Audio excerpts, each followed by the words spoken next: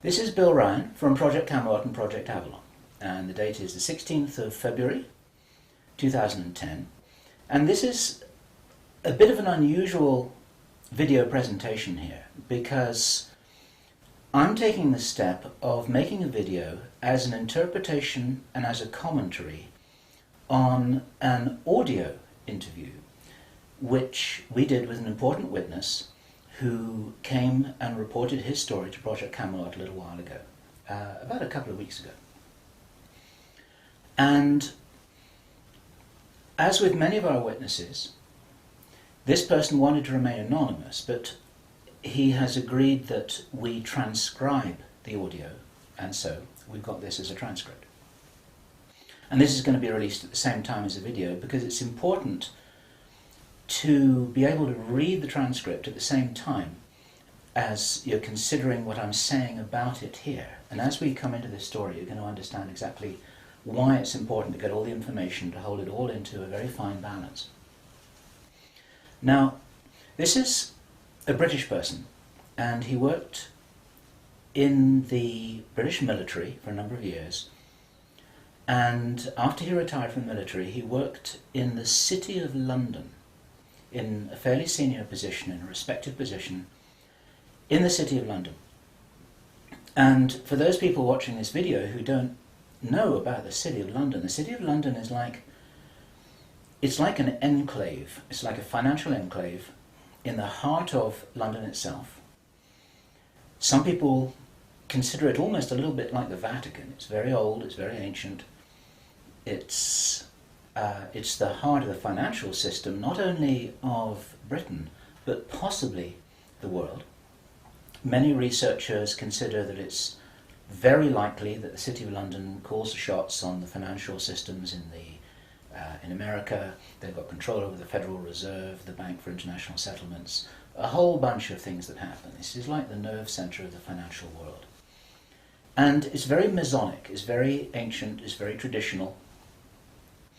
And our source attended a number of meetings with senior Masons. And while many of these were interesting, they were routine by City of London standards. They were discussing financial affairs and so on and so forth. And then in the June 2005, he attended another meeting that he thought was going to be a routine meeting, but actually this was something rather unusual, and he realized it was unusual as soon as he arrived. In fact, in his interview with us, the one which we have the transcript of, you will see that he says that he felt it was an accident that he was there. He shouldn't really have been there. He didn't know what was happening. And as such, he didn't really participate in the meeting. He was there as a little bit as a fly on the wall. He was just listening to what was happening. And at first he didn't even understand what was being discussed. Now, the people there were Masons. They were senior Masons. They were about 25 or 30 people there, including senior politicians who most people in the UK would recognise by name. I do not know who they were. He didn't name them, and I didn't ask them, but he said these are well-known names. The chief of police was there, representatives from the church, representatives from the military, 25 or 30 people. And as he listened to this story being discussed, it was an informal meeting. It wasn't like at a big table with kind of notepads and water glasses and minutes and an agenda and a chairman. There were just people in a room who were talking about all of this stuff.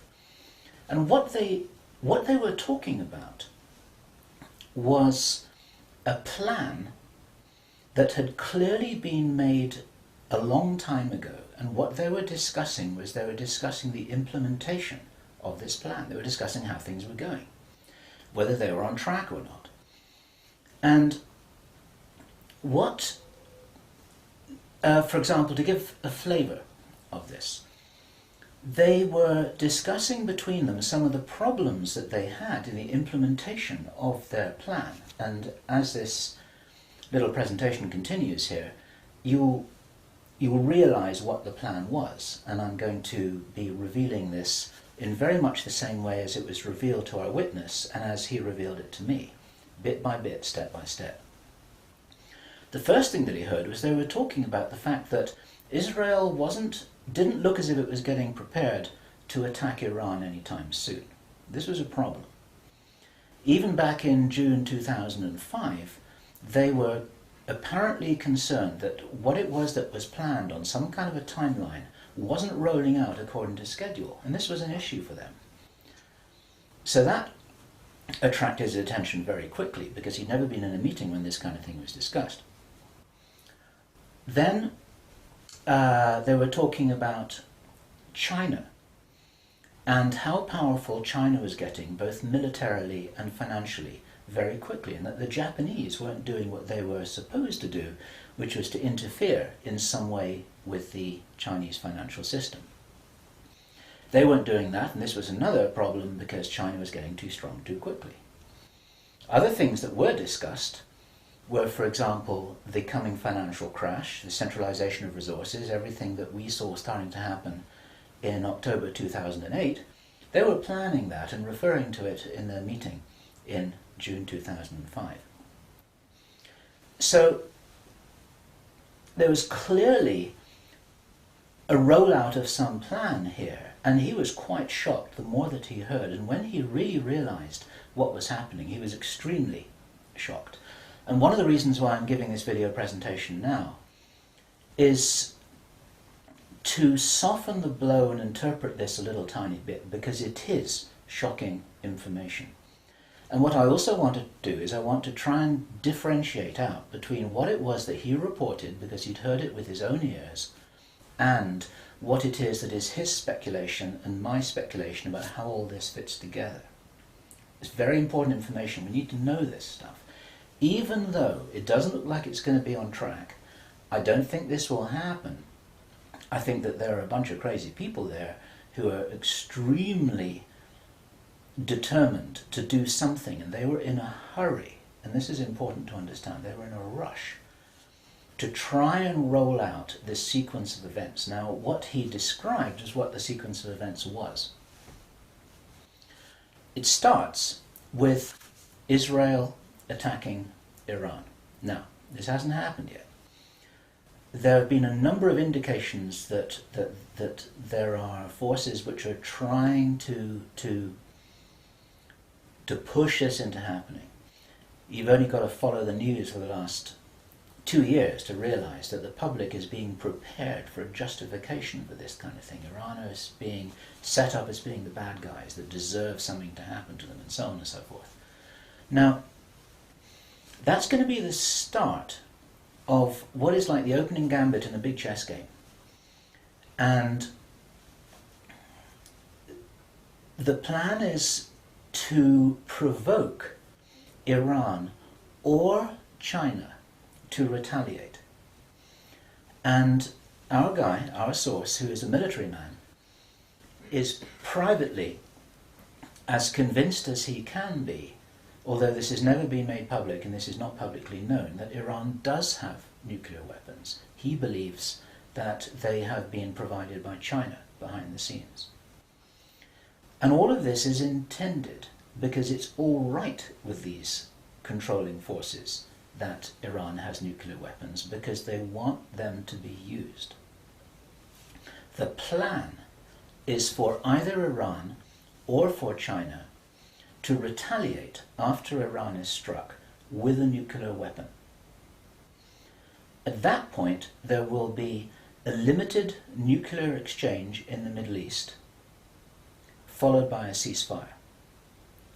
He heard this being planned in this meeting. This is being choreographed. It's like the script for a movie. This is exactly what's intended to happen. And during this time, the other thing that's being set up for this, and many people watching this will be aware that this is being set up in the background. We've had a lot of information about this from a number of good researchers from many countries who are reporting this on the internet, that things are being set up in many of the Western countries for there to be heavy controls over populations, martial law, increased powers on security forces who are not just the army or the police, but in Britain, for example, our source said that he absolutely knew personally for a fact, that a very large number of private security people, their powers were being increased to give them the ability to arrest people, the ability to detain, the ability to handle riots in streets. And here we're talking about just regular people working in private security, people who give the parking tickets on the streets. Their powers are being increased in the same way. And last year we heard President Obama talking about how he wanted to have a sort of national guard at home in America ready to handle this kind of thing. There are a lot of indicators that this is being set up. And in this rollout of this crazy scenario where it is intended that there will be a limited nuclear exchange in the Middle East, the idea is that as the world looks upon this with horror, then they will demand from their governments that there are heavy controls over travel, over communication, over people who meet, over people who protest in the streets. They want to make sure that they don't have crazy bombers on aeroplanes, crazy bombers in the shopping malls. They want to make sure, and because people will be driven into fear by this, they'll request and demand and insist on heavy controls from their governments, which will be justified. And this is where you're going to kind of get the martial law situation in all the Western countries. It's intended as a justification. All of this is just the start of something, because this story gets much bigger, and it's pretty horrifying. And if watching this now you're feeling a little bit shocked, this is how I was feeling when I heard this information, and this is how our source was feeling when he was hearing this information in this meeting, because this is just the beginning. Now, during the time of this ceasefire, everyone's shocked, everyone's frightened, everyone's really terrified about where this is going to go. There are all kinds of heavy controls over populations everywhere. And then the next thing that happens in this chess game that's being played is that biological weapons are released on China. He heard this being discussed in this meeting. They will release a flu-like virus that will be genetically targeted against the Chinese population. It's racially targeted against the Chinese people. It's designed to spread like wildfire and to knock out a large number of the Chinese people. And these people in this meeting were laughing about this. They said, China will catch a cold. Those were their words. China will catch a cold. And they were laughing about the fact that these biological weapons will wreak havoc among the Chinese population. And after that, then what effectively will be a kind of plague will actually spread right across the world to the West as well. Our source was not clear whether this was a Chinese retaliation or whether the thing would just spread out of control in the way that it would be very understandable if it did, whether it's racially targeted or not. These things actually mutate. So now you've got a situation where there's been a limited nuclear war in the Middle East. There's a pandemic that really is sweeping across the world and really is killing people very visibly. And you've got this totalitarian military lockdown in all the governments in the Western world because everyone's going to be in panic about all of this. And then, he said, then the real war starts. Something that would be justifiably called the Third World War, with a much more major nuclear exchange. And at this point, I asked him, is this just about population reduction? What is this about? Why are they doing this? Why this insane Dr. Strangelove plan for just unleashing all of this stuff on the world? Why do it? Now, as our conversation went on, I started to find answers to those questions. Now, some of this is speculation. I want to share this speculation with you because it's important enough that we work together here to figure out what's going on. And there are some clues, there's some very important clues that I'm going to present to you here in this video. He said absolutely it's about population reduction. So I said, well, in this meeting, did they mention any figures? And he said, yes, they did, 50%. Half the world's population. This is planned as per the Georgia Guidestones. For those of you who don't know what the Georgia Guidestones are, it's a stone monument in Georgia in America that was erected anonymously a number of years ago. It's in 8 languages, and it's like an Illuminati manifesto for a new world, as it were. And just hold that thought about this being a manifesto for a new world. This is an important concept here in what I'm presenting. One of the key parts of this manifesto for this new world is that there should be a population of 500 million people.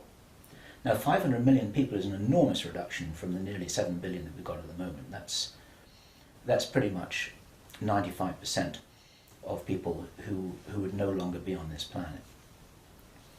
And 50% is a step towards that. And there's a reason why they're doing all of this. There's a reason why they're in a hurry. There's a reason for this insanity. And when he was explaining this, then he said that they have a name for this plan. This project has got a name. And I said, well, what is this name? He said, it is called the Anglo-Saxon Mission. The Anglo-Saxon Mission. Now, I'd heard that before. It was something historical, I think, to do with the Crusades quite a long time ago. But I hadn't heard it in the present day context, and neither had he.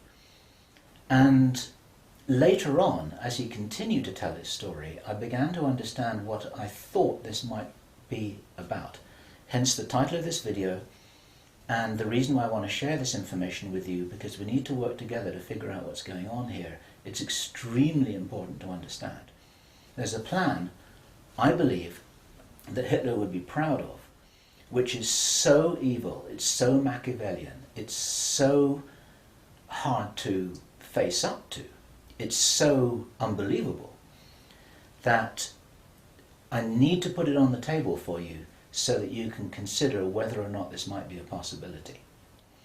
The plans that I've been describing are definitely a possibility because he heard them with his own ears in this meeting. Everything I've described up until now, up to and including a major outbreak of hostilities after the limited war. So the sequence is as follows.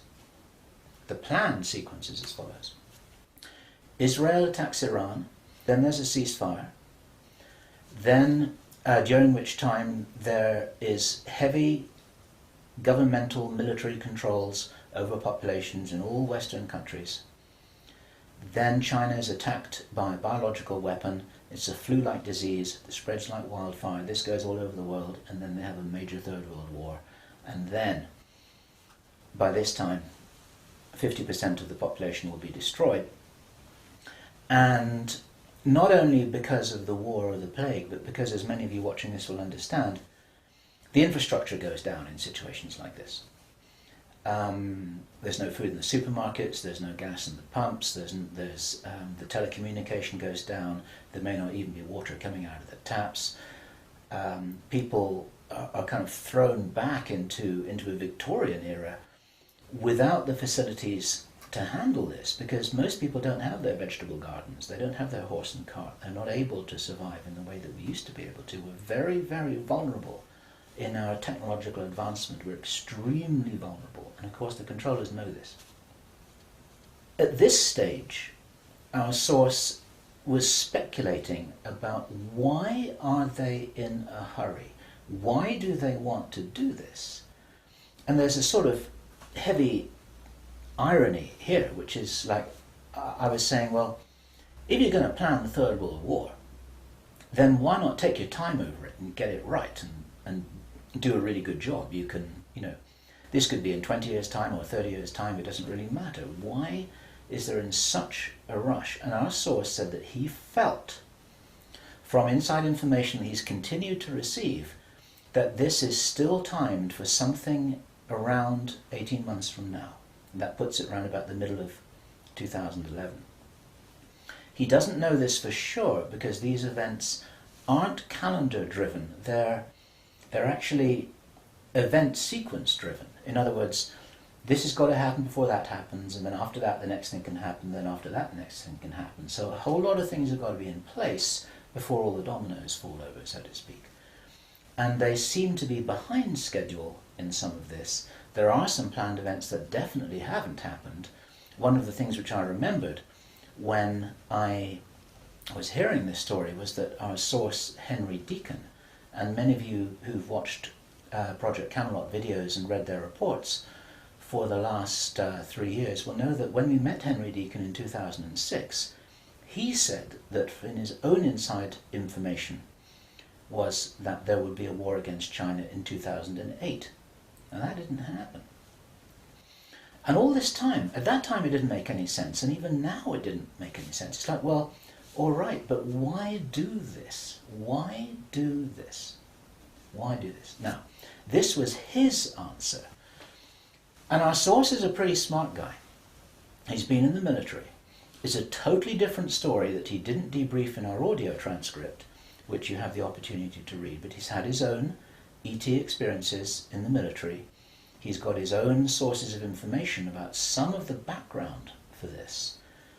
He says that he's as sure as he can be that the people who are calling the shots in the world, you can call them the Illuminati, the controllers, the cabal, whatever name you have for them, they believe that there is going to be what he called a geophysical event, a major geophysical event. He says that the best information that he's got is that the insiders believe that this is going to happen, or they are concerned that this is going to happen. And many of you watching this will know that this isn't a completely crazy idea. There have been trillions of dollars that have been spent on deep underground bases for some reason which we don't know why it is. You'll know about the seed bank in Svalbard. This is in the public domain, where all the seeds of all the plants and all the crops in the world have been buried deep inside a granite vault in northern Norway. There are many precautions being taken as if something might happen that could really threaten some of these valuable resources, including the seed banks of the world. Now, if there is going to be a geophysical event as they believe, this is because it seems to be preserved Illuminati inside knowledge, whether it's true or not, that there are repeated cyclical geophysical events about every 11,500 years. Information about what really happened to Atlantis was very probably in the Great Library of Alexandria that burnt down a couple of thousand years ago. There are persistent rumours that much of that information has been retrieved and it's in the Vatican Library. This is information which is not in the public domain and which the insiders may have access to. Whether it's accurate or not, the important thing is to realise that they probably believe that this will happen, and they're making their precautions. And this might be the justification for this insanity that we've just heard about in this plan. Consider this. He said, if there's going to be a major geophysical event, something like a pulse shift, maybe it's Planet X, maybe it's some kind of energetic phenomenon that the solar system is going to be moving into, that's going to somehow destabilize the Earth or the Earth's crust in some way. We don't know. But if there were to be a major emergency like that, something that would actually make a war look very inconsequential, the thing that will help the human race to survive it, or will help parts of the human race to survive it, is if there is already emergency preparedness in place before it happens. In other words, if you knew that there was an emergency coming, if you knew, for instance, that there's a hurricane coming in to hit your city, then you put all the emergency preparedness in place beforehand. You have the troops ready, you have the infrastructure ready, you have the military ready, you have everything that you need ready to handle this situation so you can respond and react and recover in the best possible way. Our source suggests that the reason for this whole Third World War scenario is that then the Western governments, with the Chinese out of the way, will be in a state of such totalitarian control of their own population that they will be best equipped to recover and rebuild the new world after a cataclysm. And he thinks that this is what's happening. And I have to tell you that this terrible logic makes sense to me, that they would think that way. I'm not for a moment agreeing that this will happen. I think this is wild, crazy stuff, but if they believe that it's going to happen, then this could be their justification for this kind of plan that we've heard about is really being discussed. And this now is my own speculation right now, which also makes sense to me. And I invite your comments and your thoughts about this. We need to work together to figure out what's happening here. It's called the Anglo-Saxon mission. What that told me was that the reason for the name is because this is a white racist agenda for the inheriting of the new earth. It's a plan that Hitler would be proud of. If they think that a new earth needs to be rebuilt, a new world, think of that little phrase there. If a new world needs to be rebuilt after a cataclysm, they want the Anglo-Saxons to be doing it. They don't want the Chinese to be doing it. They get the Chinese out of the way first. And then the Anglo-Saxons will inherit this new world with the other nations, the Asian nations, the African nations, the South American nations. Presumably, it is assumed that they won't have the resources to be able to handle the situation in any kind of a way that gives them the strength to recover after whatever it is that they think is going to occur. So there are several other parts of this which also fit, and one of the reasons why this is an important presentation to make personally is my own personal thoughts, because up until now I've been following a lot of the well-founded research on these sorts of agendas. We've had our own sources of information over the last 3 years. But I've always had questions in my mind, like, why would they do this? You know, war against China? Why? Third World War? Why? And suddenly, a lot of these things start to make a little bit more sense. It's possible, for example, that when we heard from Jordan Maxwell in our interview with him, which we did at the end of last year, 2009, he described to us how he had researched a number of repeating symbols and images that had been used ever since the time of Hitler, and even long before that, about the dawn of a new day. There's something very important in Masonic and Illuminati thinking about the dawn of a new day. And here we have possibly the reason for their belief that if you think about the possibility of a cataclysm, if they think this is really going to happen, the 2012 movie that many of you will have seen, after all of the flood and all of the earthquakes and tsunamis, then you've got these big ships sailing across a calm sea with the sun streaming through the clouds, and you've got the dawn of a new day, and the implication in that movie is that now those people will be able to rebuild the new earth because those are the survivors. It's the modern day Noah's Ark. It's possible that the dawn of the new day, that it refers to that.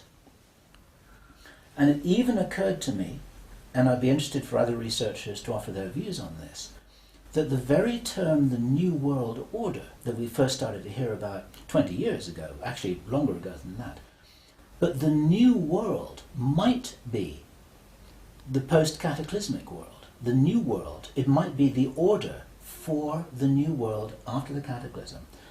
They may be planning who will inherit the new world. It may be nothing less than this.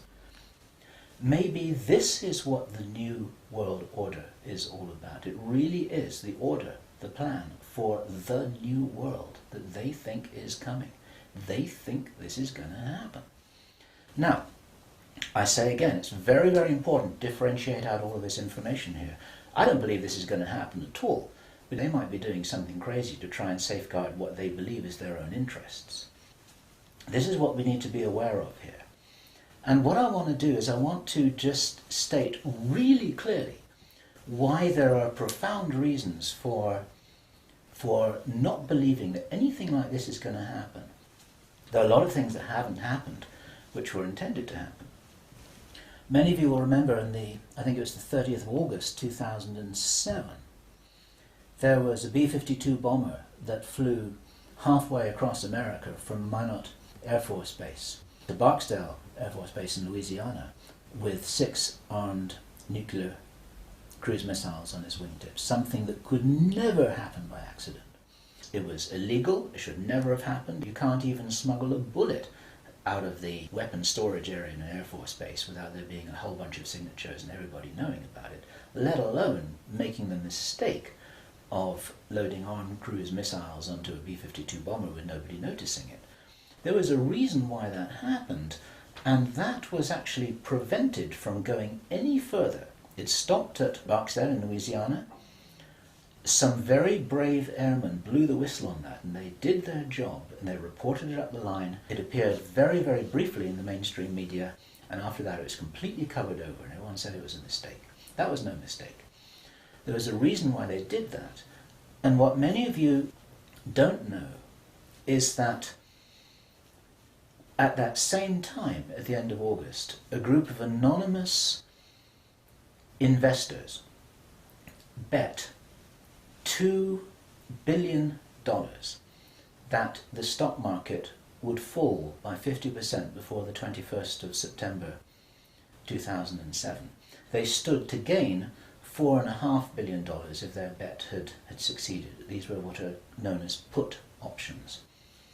And the insiders in the stock market, they call them Bin Laden trades. It's a sort of ironic description because of the betting that took place around about 9/11. Okay, those people lost their bet. It didn't work. The plan didn't work. The stock market didn't fall. The bomber never went any further. And for all we know, that was intended to be the start of the Third World War. It never happened. Okay? We heard a few minutes ago, I was describing how Henry Deacon described that the war against China was meant to start in 2008. That didn't happen. A lot of people thought that was crazy. A lot of people thought he was crazy. Maybe he wasn't. Maybe he heard something that was a real plan, but they're 2 years behind schedule, and maybe this will never happen at all. There are a number of other things that may have been planned and which have never transpired. It's very interesting to think about the so-called Mexican flu outbreak, the swine flu outbreak. For the last 6 to 9 months, we've been looking at a scenario where it looked as if they wanted to roll out vaccinations, they wanted a lot of people to get ill, they wanted to announce a pandemic. Even now, there have been proposals to extend this pandemic declaration for another 2 years, and nothing's happening. In England, we call it a storm in a teacup. There's nothing happening here, but maybe something was intended.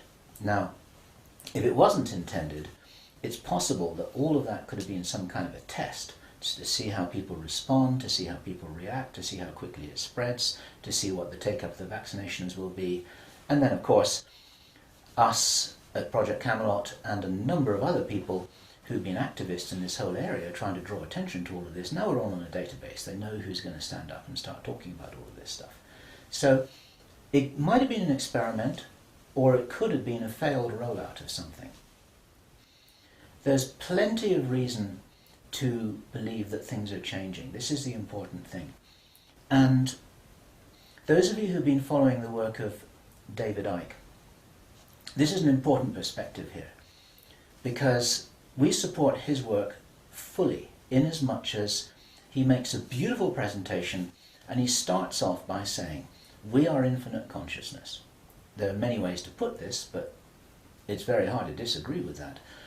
We're immortal, godlike beings who've long ago forgotten what our power was. The potential of consciousness is enormous. It's very important to realize that how powerful we are may be the single most important component in this whole picture that enables us to save the day. This may be what it's really all about. Admiral George Hoover, who died in 1998, he was in the Office of Naval Intelligence in the US Navy. He talked to researcher Bill Burns, the editor of UFO magazine, and Bill Burns described this conversation with George Hoover to George Norrie from Coast to Coast AM. And what Admiral George Hoover told Bill Burns was the biggest secret according to what the American Navy had found out. Very, very interesting story. They were talking about the Roswell visitors, and Admiral George Hoover said that these visitors were us from the future. They were time travelers. They weren't extraterrestrials. Now, other researchers and whistleblowers have spoken about the same thing, and this is fascinating in itself. But what Admiral George Hoover said the biggest secret really was, it had to do with the abilities and the power of the consciousness of these travelers. Because they were us from the future, what the military authorities had found out was what humans are really capable of.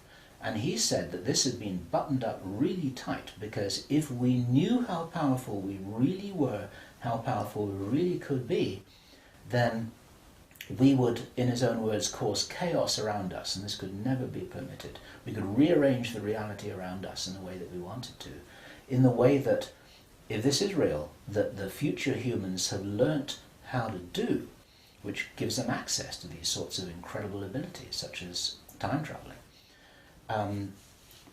Philip Corso, in his book The Day After Roswell, described in some detail how his understanding was that the way the craft works was they were like an amplification of the pilot's own consciousness. It was their consciousness, it was their ability to travel and bilocate that was amplified by the craft, and that actually all of these abilities are basically abilities connected with the consciousness of the beings themselves. And if they are us, this is the message for all of us here. We're being deliberately dumbed down. Our food is being poisoned. Our children are being lied to in the schools. We're being fed propaganda in the media. We're being forced into this tiny little box. We're being kept busy with game shows and ball games, and we are discouraged from really finding out what it is that is our heritage on this planet. Eric von Däniken has just published a book which is called History is Wrong. There's so much which we are denied. George Green describes that we are known as the useless eaters, this surplus population of billions of people, with a tiny number of people at the top of the heap who are dependent upon us to police each other and to laugh at each other and to stop each other from getting out of line, because we're encouraged to conform to how we're meant to be. And so there's this straitjacket that there's the opportunity for us to break out of, and it's this straitjacket which has been deliberately put in place by these very people who've been creating this plan. Where this plan originates from, it's very interesting to speculate. Our source told us that this has been in place for a long time. He'd first heard about the Anglo-Saxon mission as long ago as 1976. The Illuminati symbolism about the dawn of a new day has been going on for a long time. Many people think that this plan requires such a superhuman level of intelligence and strategic understanding, and is so ruthless and so cold, that the logic suggests, and David Icke says this, Jordan Maxwell says this, we say this ourselves with full agreement, that this didn't come from a human source. People aren't capable of doing this against other people. There's something else behind this. We have to think big. We have to think from the highest spiritual viewpoint that we possibly can do. That these people shouldn't be fought. What must happen is we just withdraw our consent from these things that are being done to us, from this plan that we're part of, and as I was saying just before, if you're in the military or if you're in intelligence services, withdraw your consent from this, because these plans can't happen without it. There's something about the Illuminati and the way that they're operating that is very limited. They're using force, they're in a box, they're trying to counter what everybody I know is recognizing and referring to as a huge expansion of consciousness all over the world, an expansion of awareness. We get emails every day from people, often very young people, who are saying, I can really see what's happening in the world. Tell me what to do about this, but I'm ready. I'm ready to do something. I'm ready to do whatever it was that I came here for. I don't know what that is yet, but I know that we've got big problems. 20 years ago, people weren't saying that kind of thing. There's a huge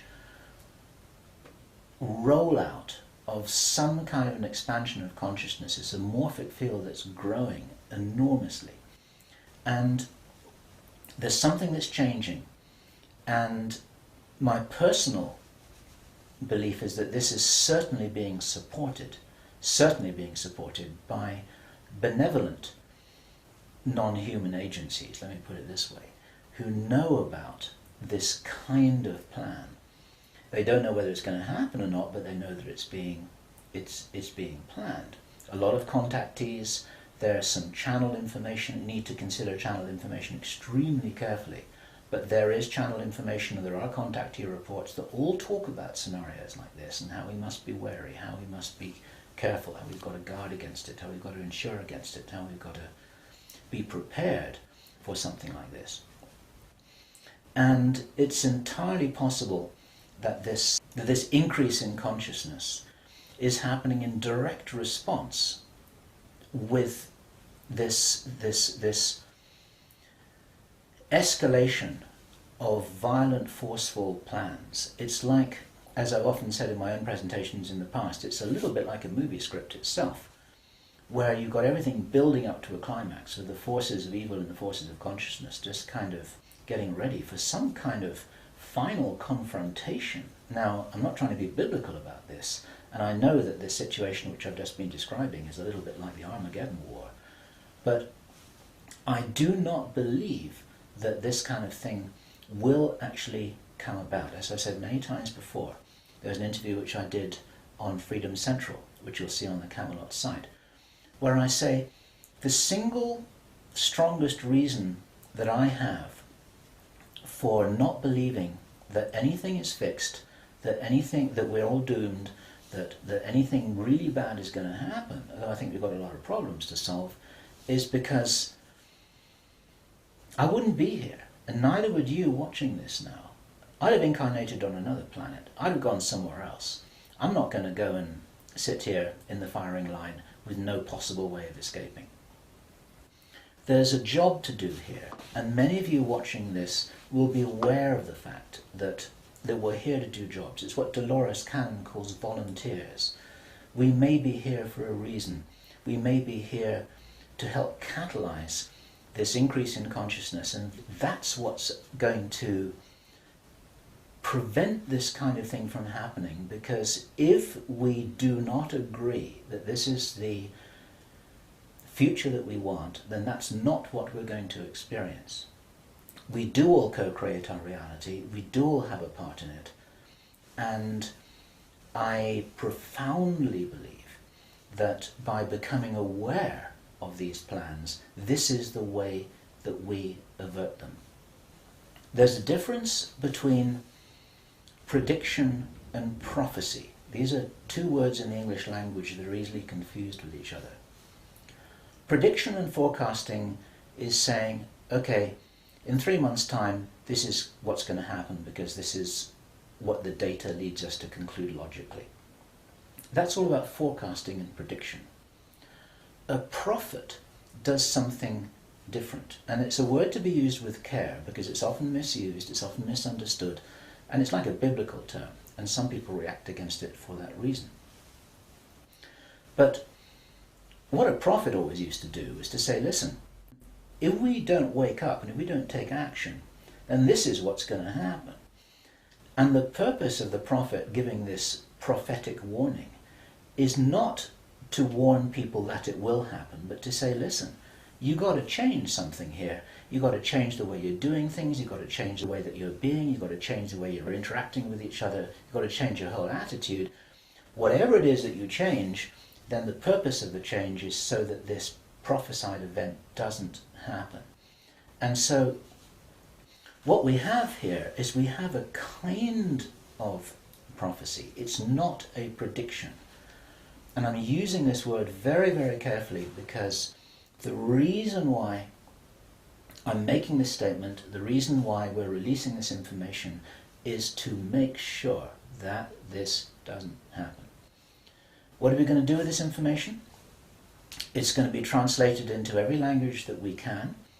The video is going to be subtitled in Chinese, Arabic, Russian, Spanish, every other major language. I want this video to be picked up by the Chinese. I want this to be escalated up the line. The Chinese are very sensitive about videos that refer to them, especially ones with Chinese subtitles. This will be reported right up the line to Chinese intelligence, to the Chinese military commanders. And the reason for that is because, first of all, if this is nonsense, it doesn't matter, okay? But if this is a really serious threat, then those are the guys who need to know about it, because their first nuclear response, which is designed to be provoked, is the thing that actually sets this whole thing on fire. And so, to any Chinese military commanders who are listening to this, don't do it, okay? None of us must do anything here that is in alignment with their plans. There's a wonderful scene in the Avatar movie that I loved so much, which was when the woman helicopter pilot who was ordered to fire her weapons at the big tree. She's just about to fire, and then she says, I didn't sign up for this. And then she turns around and she goes home. She's not going to be part of this. There are many people in the military who never signed up for anything like this. There are many people in the intelligence services, they're never signed up for anything like this. They signed up when they were young, thinking that they were doing the best thing for their country, thinking that they're doing the best thing for mankind. They're not all evil at all. And so as a direct message to those of you in the military and the intelligence services who may be watching this or may have had this brought to their attention, you don't have to do this stuff just because you're told. You need to support what's best for the human race. You don't need to follow orders if it's going to lead to a huge destruction here, which is in no one's interests apart from the controllers who have an agenda of their own, and that agenda doesn't feature you and me, that's for sure. Okay, so that's the end of my presentation. I want you to consider this information. I'm not urging you to believe it. I want you to research it. I want you to check it out. I want you to read the transcript carefully, and I want you to see whether this correlates with anything else that you know and understand that's come to your attention. We're all working together here. We're not trying to force you to believe anything at all. We need to be careful about this information, but at the same time, if there's any chance that this is true, if there's any chance that this is for real, then we have to know about it, okay? And if you are not sure what it is that you should be doing, then I say the same thing that I always say, which is do whatever it is that you came here to do, because most of you watching this video are here for a reason. I do understand that you may not know what the reason is yet, but you're probably here for a reason. You're probably watching this video for a reason. Do whatever it is that you came here to do. This is Bill Ryan, Project Avalon, Project Camelot, It's the 16th of February 2010. Thank you.